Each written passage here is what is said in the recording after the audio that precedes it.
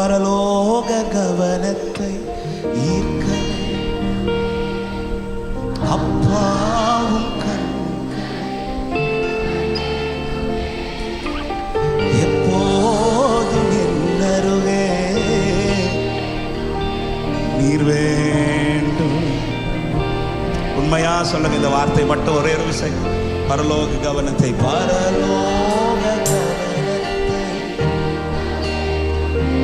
உண்மையாய் பாடுற பிள்ளைகளை அத்தை கவனிப்பீராக.